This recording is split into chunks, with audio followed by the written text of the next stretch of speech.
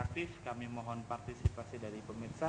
Anda bisa menceritakan permasalahan yang Anda alami dalam kehidupan Anda langsung kepada narasumber yang sudah hadir di studio pada malam hari ini. Betul. Dengan menghubungi kami melalui SMS di nomor 0819 081 74 kali 1. Ya, saya ulangi sekali lagi pemirsa, Anda dapat menceritakan setiap permasalahan Anda apapun itu pemirsa dengan menghubungi kami tentunya melalui SMS di 0819 081 74 kali 1. Hidup adalah tapi sebelum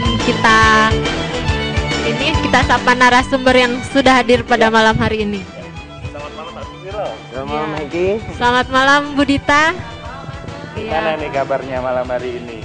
Luar biasa, dahsyat, mantap. Wah, sekali-kali kompak gitu ya. Banget semua ini. Maklum, akhir tahun kita harus ngobrol-ngobrol. Suasana Natal, suasana mau tahun baru, rasanya hari-hari ini sangat menyenangkan ya. Iya, Kita betul sekali. Mau menyambut tahun baru, kemarin Ya. merayakan Natal. Ya, betul sekali. Dan tidak terasa ya secara Nyolef sudah 2 tahun ya.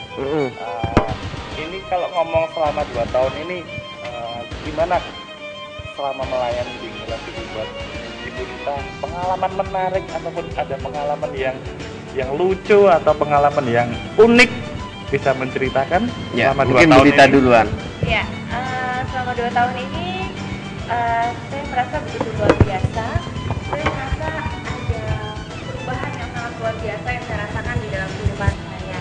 Kalau tahun-tahun sebelumnya saya lebih banyak berfokus kepada diri saya sendiri, gitu ya. Ya. Lebih banyak berfokus pada saya mau mencari apa lagi, lebih banyak berpikiran tentang goal-goal yang ingin saya capai yang berhubungan dengan diri saya secara pribadi gitu ya. Cuma di tahun 2011 ini secara khusus saya mengambil satu keputusan semenjak saya bergabung dengan New Life. Saya mengambil satu keputusan yang saya rasakan begitu luar biasa merubah kehidupan saya. Karena apa? Karena melalui bergabungnya saya dengan New Life, saya belajar bagaimana saya membagi hidup saya dengan orang lain.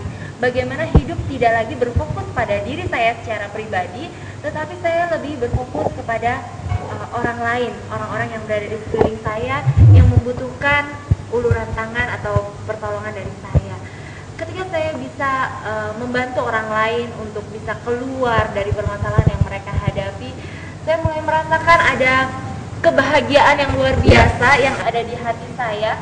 Saya begitu bergembira gitu ya, dan begitu bersemangat gitu kalau melihat ada orang lain yang tadinya memiliki permasalahan, memiliki beban yang mereka rasakan begitu berat menghimpit mereka, dan ternyata kita bisa bersama-sama membantu untuk menemukan jalan keluar dari permasalahannya secara bersama-sama.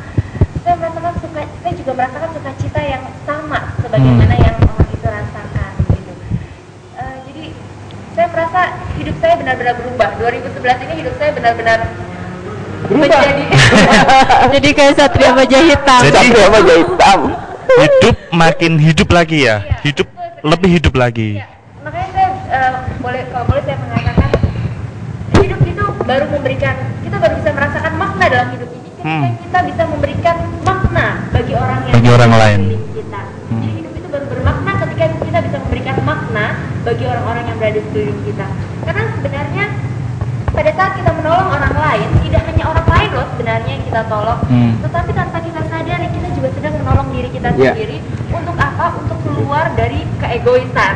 Karena kalau kita tidak berpikiran untuk menolong orang lain, yang ada hidup kita akan berfokus pada diri kita sendiri. Egois. Itu yang saya rasakan, menjadi egois dan berpusat pada diri sendiri. Iya. Ya. Nah, sekarang kalau pengalaman Pak Susilo mungkin bisa curhat pada kita nih.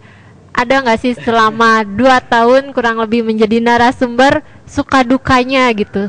Selama menjadi narasumber mungkin pernah punya pengalaman bertemu dengan pemirsa, ada yang unik-uniknya, boleh diceritakan mungkin? Yang paling membuat sukacita adalah pada saat seorang mengalami masalah, ketemu, kita ngobrol, lalu mereka mengalami pemulihan. Ada yang mau bercerai, tidak jadi bercerai. Itu Wah, luar merupakan biasa ya. sukacita tersendiri lah. Tetapi ya kadang yang membuat sedih begini, kita berusaha membantu orang, tapi orang yang bersangkutan tidak mau dibantu dalam tanda petik. Kenapa?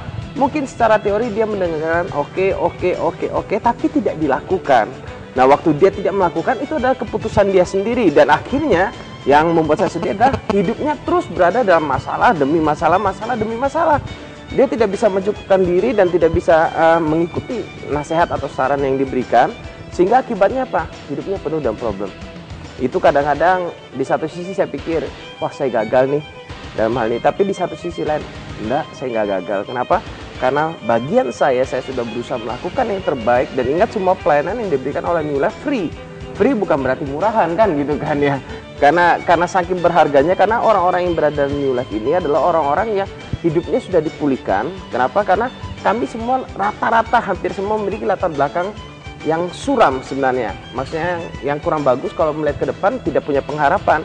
Tapi karena kita mengalami pemulihan, makanya kita ingin membagikan cerita, dan karena kita mendapatkannya gratis, kita juga membagikannya gratis gitu loh. Luar biasa.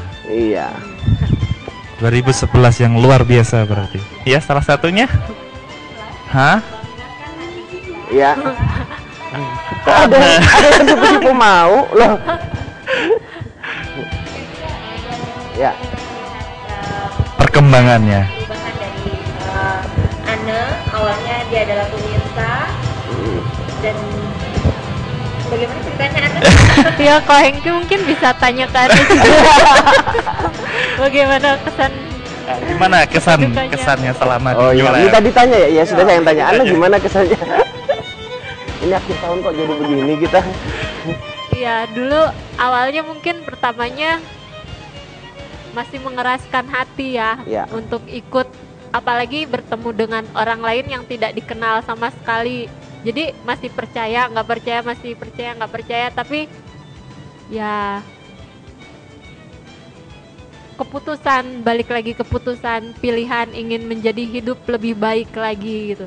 Ingin meninggalkan semua masa lalu yang suram, ingin melihat, ingin mempunyai sesuatu hidup yang lebih hidup lagi seperti tadi. Jadi ya Anda coba jalanin, dan lama-lama Anda mempunyai tujuan, dan semuanya ternyata indah. Jadi susah diungkapkan dengan kata-kata. Jadi luar biasa ya. Terus ini apalagi sekarang kuliah ya. Aduh, kuliah. mahasiswi. Bukan dia mahasiswi. Ini kan mau menyongsong 2012. Ya. Menurut kondisi yang ada, gimana menurut Pak Susilo 2012? Kalau saya melihat begini, keadaan di 2012 bukan berarti dia akan menjadi lebih baik dari 2011. Bukan menakut-nakuti, tapi saya percaya bahwa kalau kita melihat kondisi keadaan manusia semakin egois, kasih semakin hidup sendiri-sendiri, dan tidak peduli dengan orang lain, lingkungan tetangga dan tetangga nggak peduli dan segala macam. Saya rasa tahun 2012, apalagi kondisi ekonomi kita melihat kan begitu berat tantangannya, saya rasa masalah kan semakin besar. Tapi masalah semakin besar, makanya saya selalu katakan kalau ada masalah itu emas dari Allah gitu. Karena apa? Setelah kita melewati masalah, baru kita melihat ujung akhir dari sebuah masalah. Sama lah kalau kita melewati ujian, waktu kita mau ujian kita stres, kita belajar mungkin ya mati-matian. Tapi waktu setelah kita melewati ujian dan lulus, oh yes kita lulus. Tanpa ujian tidak mungkin ada kelulusan. Nah, karena itu kalau tahun 2012 banyak masalah, banyak tantangan, jadikan itu menjadi spirit tantangan dalam hidup kita untuk mencapai sebuah kesuksesan. Jadi jangan ada batu sandungan, kita tersandung dan jatuh. Ada batu sandungan, jadikan itu batu loncatan dalam hidup kita. Ya. Ya, malam hari ini kita mengangkat tema hidup itu pilihan. Ya. Nah, itu gimana penjelasan tentang hidup itu pilihan? Saya melihat banyak orang yang membuat keputusan atau pilihan dalam hidupnya keputusan yang salah. Waktu mereka membuat keputusan atau pilihan yang salah dalam hidupnya, akhirnya masa depan itu suram. Kalau kita mau lihat seseorang, bahasa kasarnya nih, kita mau meramalkan masa depan seseorang, itu tanpa ilmu alam dunia roh sana. Kita bisa melihat kok, kita lihat aja sehari-harinya, keputusan apa yang dia buat. Dia buat keputusan yang malas, dia buat keputusan yang seegoisnya, yang egois maksudnya seringkali berpusat pada dirinya, dia membuat keputusan yang selalu mengejar uang, ya kita bisa melihat masa depannya akan suram. Tapi kadang-kadang saya melihat orang yang membangun karakter yang begitu kuat selama bertahun-tahun dia membangun karakter. Sekalipun godaan uang datang, tantangan datang, dia membangun karakter yang kuat. Saya percaya masa depannya pasti indah, pasti cemerlang. Jadi keputusan yang kita buat hari ini akan mempengaruhi masa depan. Pilihan yang kita buat hari ini akan mempengaruhi masa depan. Mungkin kita nggak pernah menyangka buat pilihan yang kita buat kelihatannya hal yang sepele sih. Misalkan Anne dulu waktu pertama kali datang ke New Life, kelihatannya pilihannya sepele banget sih. Masak nasi jadinya bubur. Ya saya masih ingat tuh, saya terkesan banget. Kenapa? Karena saya datang, Anne sudah masak nasi. Oh bisa Pak, sudah makan sudah. Padahal nasi jadi bubur dimakan sama dia, kok nggak bilang-bilang kan gitu ya. Tapi ya itulah kadang-kadang dia membangun saya tersisa sendiri sebenarnya. Pilihan. Tidak merepotkan. Betul. Pilihannya untuk mau dibina walaupun sekalipun kelihatannya tidak enak, dan saya rasa mulai membuahkan hasil ya Anda ya. Mulai terasa ya hasilnya, ada Christian anaknya. Kemudian Ya, sekarang jadi mahasiswi, kemudian sekarang bisa melayani dan menolong orang bersama-sama.